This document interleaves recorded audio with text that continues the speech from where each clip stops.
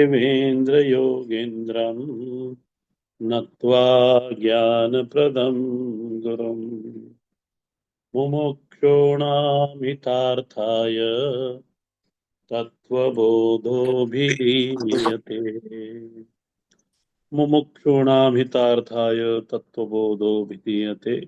समस्तजनकल्याणे निरतं करुणामयम् नमामि चिन्मयं देवं सद्गुरुं ब्रह्मविद्वरम्। कारण शरीरम किम अनिर्वाच्य अनादि अविद्या रूपम। अपने अपने ग्रंथ में देखना। अनिर्वाच्य अनादि अविद्या रूपम शरीर द्वयस्य कारणम कारणमात्रम सत्स्वरूप अज्ञानम निर्विकल्प रूपम यद अस्ति कारण शरीरम। अब देखो इन दोनों शरीरों को भी आपको याद होंगे, जो स्थूल और सूक्ष्म की हमने चर्चा करी थी। इसके अंदर है ना, पहली पंक्ति में सीधे सीधे ये बता दिया था कि ये शरीर की धातु क्या है। स्थूल शरीर में भी ये बता था पंच महाभूते कृतम। वो पंचीकत अपंचीकत आप लगा लेना। स्थूल शरीर में पंचीकृत है और सूक्ष्म शरीर में अपंचीकृत है। ग्रोसिफिकेशन नहीं है इसके अंदर। पर इन दोनों शरीरों की धातु बताई थी कि ये इस धातु के बने हुए हैं। आप देखो, जो पहला जो डिफरेंस है, कारण शरीर में किसी भी प्रकार की धातु का उल्लेख नहीं करा कि वो आकाश से बनी है, कि वायु से बनी है, कि जल से बनी है, कि पृथ्वी से बनी है, कि अग्नि से बनी है। वो किसी से भी नहीं बनी। और क्योंकि वो किसी से भी नहीं बनी, इसलिए उसका अस्तित्व है नहीं। और क्योंकि उसका अस्तित्व नहीं है, इसलिए अनिर्वाच्य, उसको बोला नहीं जा सकता, उसको कहा नहीं जा सकता। अच्छा, दूसरा, पहले के दो शरीर थे, उसमें है सत्कर्मजन्य। यहां पे क्या लिखा है? अनादि अविद्या रूपम। अनादि इस कब से शुरू हुई ये हमें नहीं मालूम। अनादि है ये, और कैसा है? अविद्या रूपम। अविद्या रूप का अर्थ होता है सत्य का ज्ञान नहीं होना। अविद्या रूपम। और जब आप माया की परिभाषा पढ़ोगे, तब माया का लक्षण यही है, अनादि अविद्या। ये माया का ही ये कारण शरीर, यानी माया। अनादि अविद्या कब से शुरू हुई नहीं मालूम। सत्स्वरूप का जो अज्ञान है, ध्यान देना, जो सत्य है, इस जगत का जो सत्य है, उस सत्य के अज्ञान के कारण ही व्यक्ति ये दृश्य प्रपंच को सत्य मानकर बस शरीर मन और बुद्धि के उपकरणों के द्वारा, उपकरण यानी यंत्र, इंस्ट्रूमेंट के द्वारा इसके इस जगत से जुड़ता है।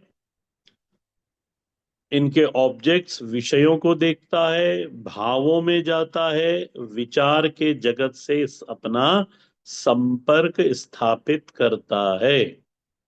मेरे शब्दों पे ध्यान दोगे तो क्लियर होगा, और नहीं तो रिकॉर्डिंग के भरोसे मत रहना। यही समझ लो जो कि समझना है। क्या बोला मैंने? मैं दोहरा रहा हूं वापस। सत्य के अज्ञान के कारण, पहली पंक्ति यही है, सत्य के अज्ञान के कारण, मूल यही है। इसलिए सत्य का ज्ञान होना चाहिए। सत्य के अज्ञान के कारण व्यक्ति, अब अपने अपने आप को रख लो वहां पर, व्यक्ति इस प्रपंच से, प्रपंच रे जगत, जगत यानी क्या? तो विषय, दृश्य, भाव और विचार। इस जगत के को यदि हम बाइफरकेट करें तो उसमें आएगा विषय, आएगा उसमें, वो सब विषय दृश्यमान है, उसी में हमारी भावना उत्पन्न होती है, उसी में हम अनेक प्रकार के विचार भी करते हैं। यही दुनिया है। और असत के ज्ञान, सत्य के ज्ञान के अज्ञान के कारण हमको ये प्रपंच बिल्कुल सत्य सा प्रतीत होने लगता है।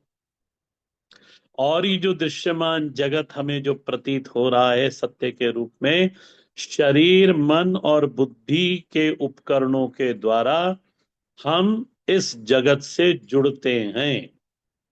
भावना से जुड़ते हैं, शरीर से जुड़ते हैं, संबंधों से जुड़ते हैं, विचार से जुड़ते हैं इस जगत से, जो कि प्रतीत हो रहा है अज्ञान की स्थिति में। और ध्यान देना आप, और जब हम इस जगत से जुड़ते हैं अज्ञान की स्थिति में, जब इसके साथ हम संपर्क करते, इससे व्यवहार करते हैं, तो अधिकाधिक वासनाओं का निर्माण होता है। देखो, अधिक से अधिक वासनाओं का निर्माण होता है, इच्छाओं का निर्माण होता है।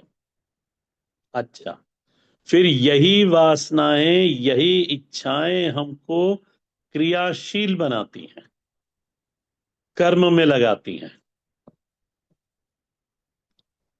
और अंत में जीव या मनुष्य या हम इसमें उलझ कर रह जाते हैं। कैसे? उदाहरण समझ लो। रेशम का कीड़ा अपने ही कोकून में, कोश में बद्ध हो जाता है। वो अपने आप को बंद कर लेता है, काय में? अपनी वासनाओं में, अपनी इच्छाओं में हम अपने आप को बद्ध कर लेते हैं। फलतः क्या होगा? अंतिम क्या होगा? अंतिम ये होगा कि हम सदैव, हमेशा के लिए एक जीव भाव में ही रह जाएंगे। सदैव हम एक व्यक्तित्व के, व्यक्ति के रूप में जीव भाव में प्राप्त कर लेंगे। और अब ये जीव की यात्रा अनंत है। इस शरीर में गया कर्मानुसार, उस शरीर में गया कर्मानुसार, उस शरीर में गया कर्मानुसार। उसके ऊपर आप यदि मैथ्स जानते हो तो रिकरिंग डेसिमल लगा लेना, बढ़ता रहता है महाराज ये। करोड़ों जन्म निकल गए। तो ये क्या है? ये सब असत्य का खेल है। सत्य के अज्ञान के कारण, अविद्या के कारण ये जो जगत सत्य नहीं है, हमें सत्य प्रतीत होता है और हम इसके साथ संपर्क करते हैं। अविद्या व्यष्टि रूप में वासना कहलाती है। इसको लिख लेना। मैं धीरे, रिकॉर्डिंग पे भरोसा मत रखना, मैं धीरे बोल देता हूं। अविद्या व्यष्टि रूप में, व्यष्टि है ना, individual, on the standpoint, from the standpoint of individuality, ये अविद्या ही वासना है। अविद्या ही वासना कहलाती है। और ये जब सब जीवों की वासना इकट्ठी हो जाएगी ना, वासना एकीभूत हो जाए हो गई, तब इसको कहते हैं समष्टि वासना, टोटैलिटी, टोटल समष्टि वासना। और ये समष्टि वासना ही माया है। समष्टि वासना को ही माया कहते हैं। और ईश्वर परमात्मा अनेक रूप से कार्य करता है। परम तत्व ईश्वर के रूप में, जो परम तत्व ईश्वर के रूप में कार्य करता है ना, वो माया को अपना माध्यम बनाता है। परम, ध्यान देना मेरे शब्दों पे, परम तत्व जब ईश्वर के स्वरूप में उपस्थित होता है, तब वो माया को अपना इंस्ट्रूमेंट बनाता है, माध्यम बनाता है माया को, और फिर ये खेल चलता है।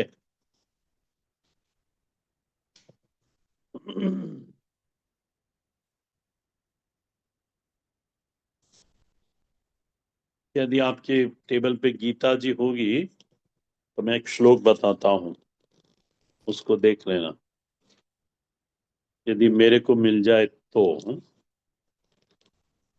क्योंकि मेरे को नंबर याद नहीं है। हाँ, अध्याय नंबर 18, श्लोक नंबर 61। और आज तो कोई भी नहीं दिख रहा है मेरे को। कविता माँ है कि चली गई? हूँ मैं स्वामी जी, हाँ, मैं कहीं नहीं जा हूँ। सकती हूँ। ठीक, ठीक।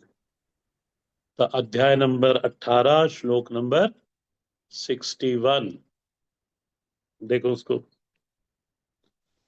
जो मैंने अभी तक कहा उसको भगवान स्वयं बोलते हैं। क्या बोल रहे हैं?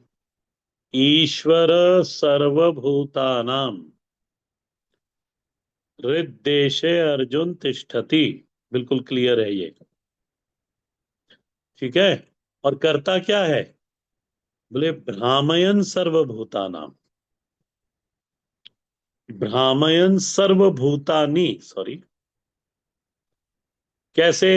यंत्रारूढ़ानि मायया,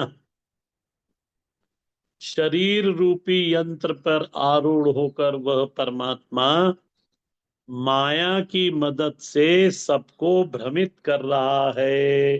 बस।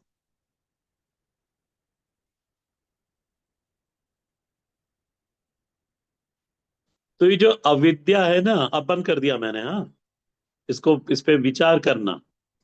जब 18वां अध्याय आएगा तब मैं उसको समझाऊंगा। पर मैं आपको बता रहा हूं कि यहाँ पे भगवान ने कहा हुआ है कि परमात्मा समष्टि वासना को लेकर के इस जगत का निर्माण करता है। और क्योंकि हमको सत्य का ज्ञान नहीं है, अविद्या के कारण, सत्य के अज्ञान के कारण, फिर हम इस जगत को सत्य मानकर पुनः इससे हम वापस संपर्क करते हैं, व्यवहार करते हैं, नई वासनाएं बनाते हैं, पुरानी सैशेट खत्म करते हैं, नई बनाते चले जाते हैं, और फिर महाराज वापस मरते हैं, फिर जन्म लेते हैं, फिर वासना बनती है, फिर जन्म, ये चक्कर चलता रहता है। अब इतना यदि समझ में आ गया हो तो कारण शरीर की अब परिभाषा देखो वापस से। अनिर्वाच्य अनादि अविद्या रूपम शरीर द्वयस्य कारणम। ये कारण शरीर क्या है? ये कारण शरीर कैसा है? शरीर द्वयस्य कारणम, इसी के कारण हमको सूक्ष्म मिलता है, और इसी के कारण हमको स्थूल मिलता है, इसलिए उसको कारण कहा। और ये है कैसा? तो माया का स्वरूप क्या है? अव्यक्त है। मेरे ख्याल से आपको शब्दों के अर्थ नहीं आते, इसलिए ये समझ में आता नहीं। अव्यक्त यानी क्या, उसको समझ लो। समझा, ध्यान देना इसको। जब व्यक्ति सुषुप्ति में चला जाता है, गहरी निद्रा में, उस स्थिति में, उस अवस्था में क्या होता है? बुद्धि, मन और ज्ञानेंद्रियां ये विश्राम करने चली जाती हैं, उस स्थिति को अव्यक्त स्थिति कहते हैं। व्यष्टि में उसको सुषुप्ति कह लो, और समष्टि में उसको महाप्रलय बोल दो। ये तो ऐसा हुआ, बीज पुनः बीज में चला गया।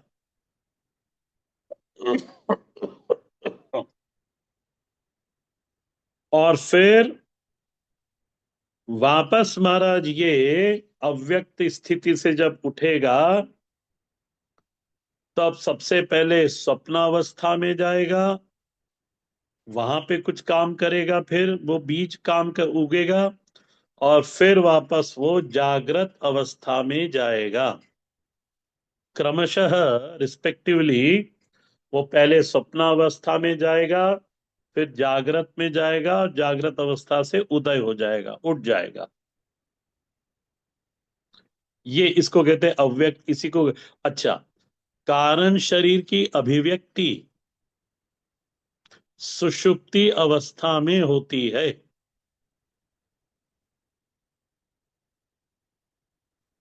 और जो मैंने पहले बोला था आपको, यानी क्लास शुरू करी थी, तब मैंने आपको बोला था कि मनुष्य इस जगत से जब व्यवहार करता है, जब हम इस प्रपंच को सत्य मानकर इससे व्यवहार करते हैं, तो अनेक प्रकार की वासनाओं का बनाते हैं, इच्छाओं का निर्माण करते हैं। करते हैं क्या, हो ही जाती है, वो स्वभाव है जीव का। और उसी उन्हीं वासनाओं में उलझ के रह जाते हैं। अब ध्यान देना मेरी तरफ। और मैंने पहले कह चुका हूं, अभी कहा था थोड़ी देर पहले, कि अविद्या व्यष्टि रूप में वासना है। अविद्या व्यष्टि रूप में वासना है, इच्छा है। अब यदि आपको एक शब्द में समझाऊं, तो कारण शरीर इज इक्वल टू हमारी वासनाएं, हमारी इच्छाएं, जो पुरानी हैं और हम नई निर्मित करते हैं। और भगवान की सृष्टि ऐसी है कि एक बार जो चीज मन में आ गई और वो उस समय पूरी नहीं हुई, तो चली जाती है पीछे, क्रिया वो समष्टि उसमें, कर्म में। और वो कभी न कभी जाके सैश पूरी होगी। एक बार वासना बनी तो फिर वो मिटती नहीं है। गुरुदेव उसको कहते थे इट्स अ फुटप्रिंट, वो अपना छाप छोड़ गई हमारे चित्त पर।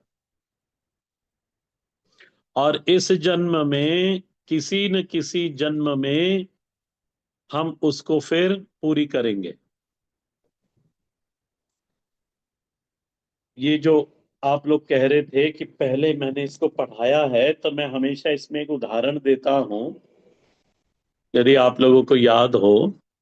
अच्छा उदाहरण तो नहीं है, पर जैसे अभी आप न्यूज वगैरह देखते हो, तो हमारे भारत में ऐसे दो लोग हैं जिनको प्राइम मिनिस्टर बनने की बहुत जोर से इच्छा है।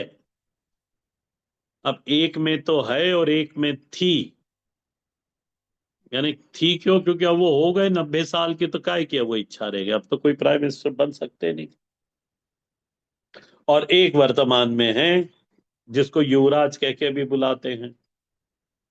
तो अब देखो, ये वासना बनी, इस जन्म में तो पूरी हुई नहीं, योग्यता है नहीं। अब यदि किसी जन्म में कोई योग्यता प्राप्त होगी, तो वो वासना भी बैठी बीज रूप में, वो होगी, व्यक्त होगी कभी ना कभी।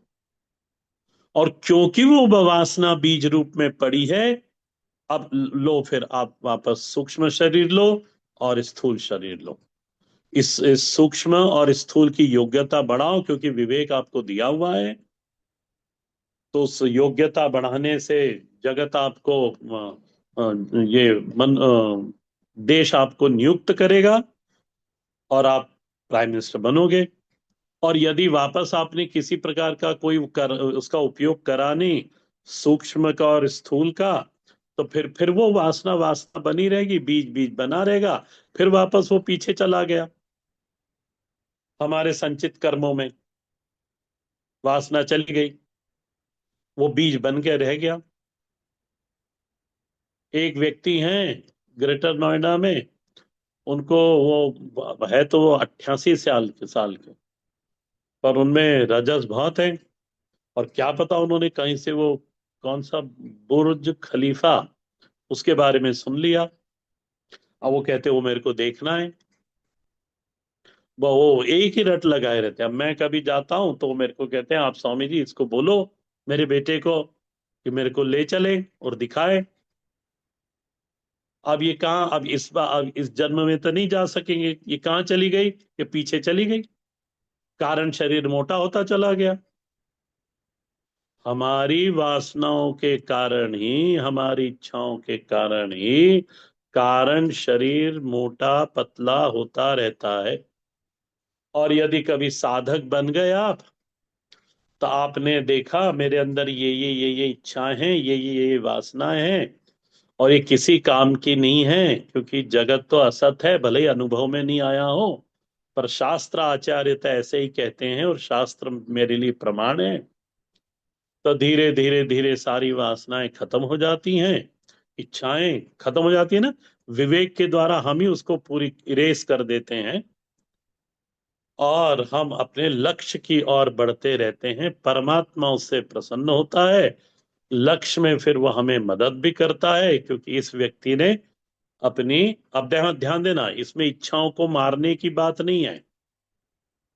यहाँ पे इच्छाओं को समझदारी से हमने इरेज करा। एक होता है कंट्रोल करके रखा है, तो फिर वो तो टेनिस बॉल जैसी हो गई, कि पानी में एक टेनिस बॉल है, उसको मैंने उंगली से दबा के रखा है। तो जितनी देर दबा के रखूंगा तो बॉल पानी के अंदर ही रहेगी, और जैसे मैंने उंगली हटाई तो इट विल शूट अप, वो ऊपर कूदेगी। ये स्थिति नहीं, इसको हठ योग बोलते हैं। ये नहीं, यहां तो समझदारी के द्वारा परमात्मा शास्त्र आचार्य को साक्ष्य रखकर, सामने रखकर, हमने हमारी अनवांटेड वह इच्छाएं, वह वासनाएं जो हमको परमात्म तत्व से, हमारे लक्ष्य से दूर लेके जा रही हैं, उन वासनाओं को, उन इच्छाओं को हमने यहाँ विवेक से खत्म करा। आपके पास यदि भागवत होगी, तो भागवत जी में वृत्तासुर का,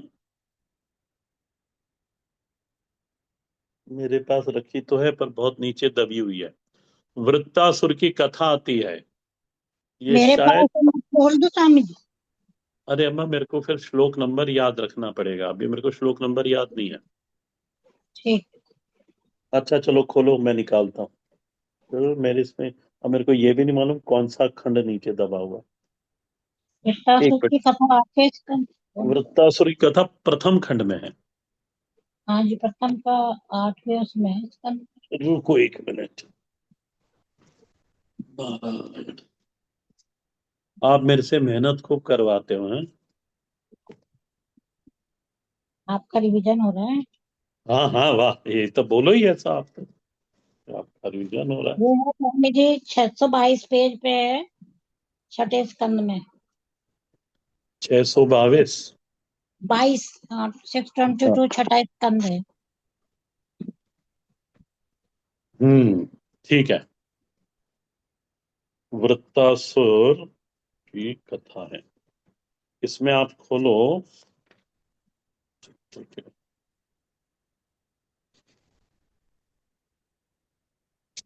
एक मिनट।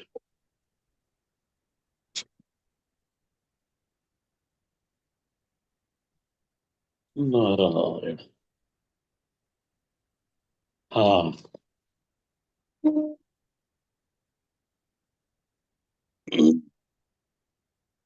एक मिनट, हाँ होल्ड करना, ये पेज नंबर खोलो, 626। जी 25-26। हम्म।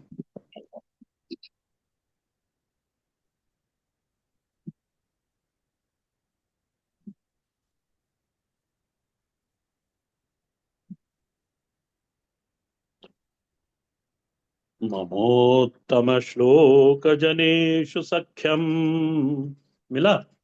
जी जी 27वां श्लोक है। हाँ, अंतिम श्लोक ये प्रार्थना कर रहा है वृत्तासुर भगवान से। मैं पाठ करके फिर अर्थ लगा देता हूँ। ममोत्तम श्लोक जनेषु सख्यम, संसार चक्रे भ्रमत स्वकर्मभिः, त्वन्माययात्ममत जगार जदाग्रहे, शा शासकचित्तस्य ननाथ भूयात्, त्वन्मायया आत्मात्मजगा ज, ज, जदारगे, शश्वासक्त चित्तस्य न नाथ भूयात्। वो कह रहा है, वृत्तासुर भगवान को कहता है कि प्रभु, मैं मुक्ति नहीं चाहता। ममत्तम श्लोके जनेषु सख्यम, और बोले मैं मुक्ति नहीं चाहता। आप देख रहे हो उसमें मेरे कर्म जी देख स्वरूप रही हूँ। हैं। जी देख रही हूँ। हाँ, मेरे कर्मों के फलस्वरूप मुझे बार बार जन्म मृत्यु मिले। मैं आपसे मुक्त होने की बात नहीं कह रहा, पर इसको अंडरलाइन करना। जिस जिस योनि में मैं जन्मूं, मेरी आपके भक्तों के साथ मैत्री हो। गीता प्रेस गोरखपुर ने हिंदी बिल्कुल ठीक करी है। वहां वहां भगवान के प्यारे भक्तजनों से मेरी प्रेम मैत्री बने रहे, और कहते हैं, हे प्रभु, मैं केवल यही चाहता हूं कि जो लोग आपकी माया से देह घे गेह और स्त्री पुरुष आदि में आसक्त हो रहे हैं, उनके साथ मेरा किसी भी प्रकार का कोई संबंध ना हो। क्या पूनम अम्मा? जी क्या बोले? कि मेरा उन लोगों के साथ बिल्कुल कोई संबंध ना हो। स्वामी जी कौन सी लाइन है? मैं भी देख रही थी, मैं तो अभी खोली हूँ। अम्मा आप बाद में देखते रहना। Okay okay. ये श्लोक नंबर 27 है अम्मा, अध्याय नंबर 12, नहीं अध्याय नंबर 11, अध्याय 11। ओके और देख ली। स्कंद है 6, छठा स्कंद है। हाँ वो तो माता जी ने जिद करी, इसलिए मैं, पुस्तक तो थी मेरे पास, पर हाँ वो दबी हुई थी बड़ी पुस्तकों में, तो क्या चलिए ये ठीक बता। है, मैं देख लूंगी। ये देखा, उन्होंने कहा ये असुर है, भक्त नहीं, ये असुर है। और असुर भगवान से प्रार्थना कर रहा है कि महाराज मैं तुम्हारा भक्त बनूं, और भक्त बनकर आपके भक्तों के साथ मैत्री हो, और किसी के साथ ना हो। विषयी व्यक्ति के साथ मेरी किसी भी प्रकार की कोई मित्रता नहीं हो। ये जो विषयासक्त लोग हैं, जो देह और गेह में पड़े हुए हैं, स्त्री और पुत्र में आसक्त लोग हैं, विषयों में आसक्त हैं, इनके साथ मेरी मैत्री ना हो, मैं आपकी भक्ति से आपको प्राप्त कर सकूं। ये जी तो अपने विषय पे अब बंद कर लो अपना अपने स्पीकर। अपने विषय पे मैं आता हूं कि ये जो कारण शरीर है इज नन अदर देन हमारी वासना, हमारी इच्छाएं। जितनी ज्यादा हमको आचार्य जी पढ़ाते तो कहते थे कि satiate all your desires and don't create any new one. पर हम भी पक्के हैं, we create the new one. बस when we create the new one, कारण शरीर पुष्ट होगा। आप यदि विचार करो तो हम स्वप्न से सुषुप्ति अवस्था से जागृत में क्यों आते हैं? क्योंकि वो बीज बाकी है इस जन्म का।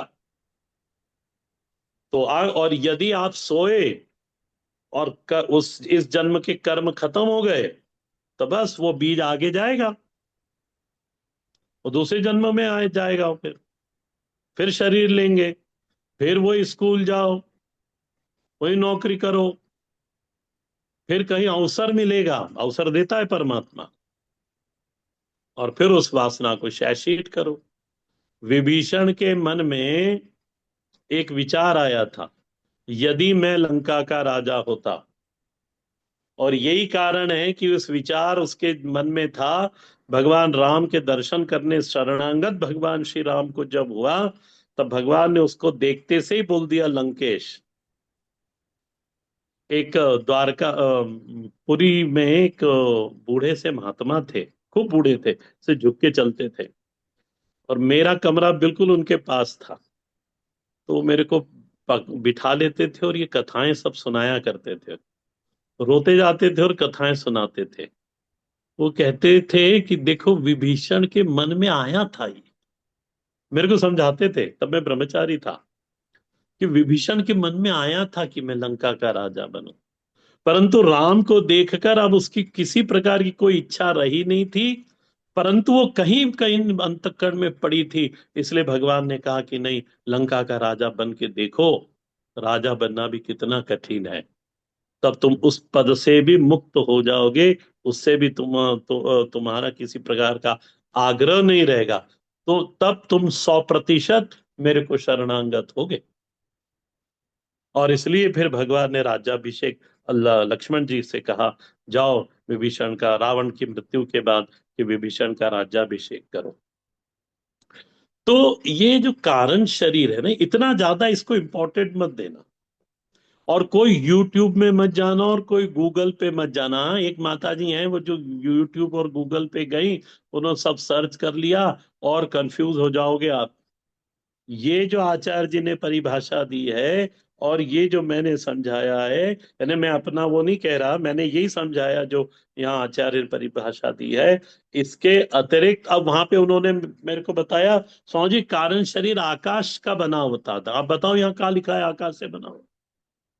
इसलिए मैं कह रहा हूं ये यूट्यूब इत्यादि का सहारा बिल्कुल मत लेना, शास्त्र का सहारा लेना, आचार्य का सहारा लेना, कोई श्रोत्रिय ब्रह्मनिष्ठ हो उसका आश्रय लेना। पर ये यूट्यूब वगैरह ये सब बेकार चीजें हैं। तो अनिर्वाच्य अनादि अविद्या रूपम शरीर द्वयस्य कारणम मात्रम सत्स्वरूप। अच्छा, जैसे जैसे ज्ञान होता जाएगा सत्स्वरूप का, ये जगत असत होता चला जाएगा। जगत असत हुआ तो भीतर की वासनाएं खत्म, वासनाएं भी असत हो जाएंगी। तो सत्स्वरूप अज्ञानम निर्विकल्प रूपम, सारे विकल्प खत्म हो जाएंगे। न वहां भक्ति रहेगी, न भक्त रहेगा, न भगवान रहेंगे, सब परमात्मा परमात्मा ही हो जाएगा। इसलिए हमारे शास्त्र में श्लोक है, वासनात् वासुदेवस्य वासितं भुवनत्रयम् सर्वलोक निवासस्ति वा सर्वलोक निवासस्तु वासुदेवो नमोस्तुते। वासनात् वासुदेवस्य, परमात्मा अतिरिक्त यहाँ कोई सत्ता है नहीं, कोई हो सकती नहीं।